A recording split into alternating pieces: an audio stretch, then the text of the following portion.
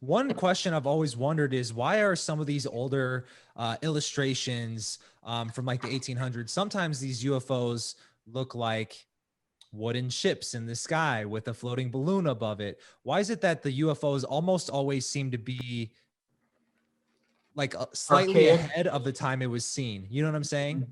Yeah, yeah, that's a good question. Yeah, we can definitely talk about the 1897 mystery airship wave. It actually took place in 1896. And this was essentially in Sacramento, California. It also went to Oakland, California, and then San Francisco, California. What they reported seeing is this flying craft that had a gondola that was kind of like supported by a balloon. And then it had a wing on either side. It had a tail like rudder. But then hundreds of eyewitnesses reported that this is kind of hard to see, but they reported these high intensity beaming spotlights that were shining down. And so there was like chaos in the streets, in the towns. There were people running, they were screaming, there were horses bolting from side to side, there were covered wagons that were flipping over. And people just didn't know what was going on here. But they keep, here's another rendering of what these things look like. These strange airships that appeared like out of nowhere. We have reports, and this is Walter Bosley wrote a whole book on these things. The eyewitness reports came from the West Coast all the way to Chicago, all the way to the Ohio, state of Ohio. We had reports there. According to Walter Bosley, some of these craft contain what looked like quote unquote well-dressed eccentric inventor type. They were wearing a three-piece suit with a top hat. We also have reports that there were big black dogs on the deck of these. That doesn't sound alien to me.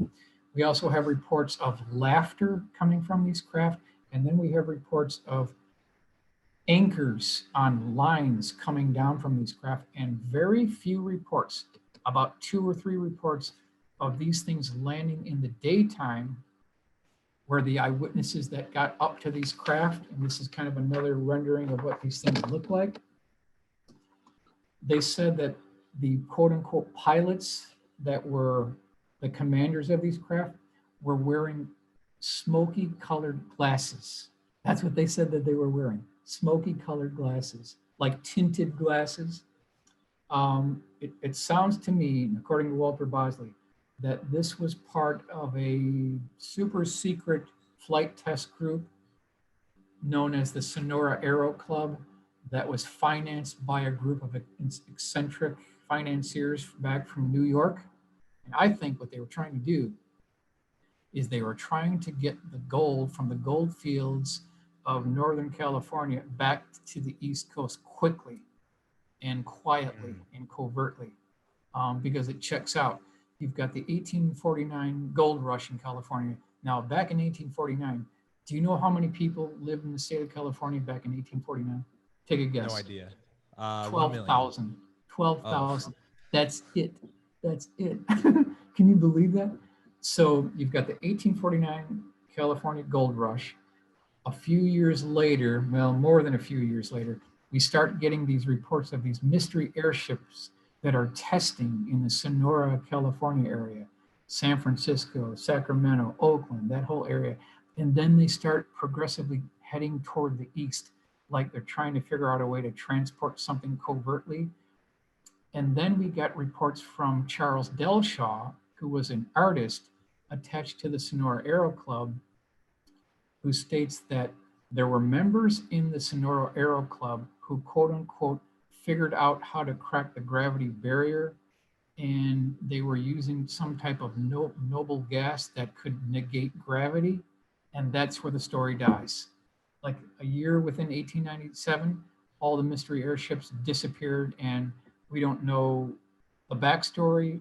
We don't know where they are kept. Did they burn down? Where are the craft? If there's all these craft, where are they? It completely disappeared off the face of history. Are they in a barn somewhere? It's been well over 100 years now, right? We just don't know the full extent of the story. But when you look at the eyewitness reports, it's looking like a man-made technology.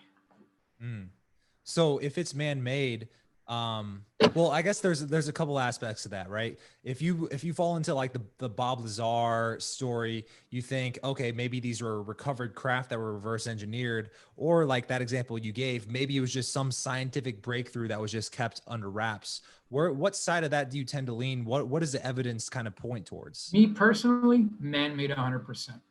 100%. You just don't get smoky colored glasses with well-dressed inventors wearing a two-piece suit and laughter and big black dogs on the deck of these craft. Mm, Now, if anyone wants to think it's extraterrestrial, go for it. yeah. That's not what the evidence shows. That's just not what the evidence shows. Na na na na na na.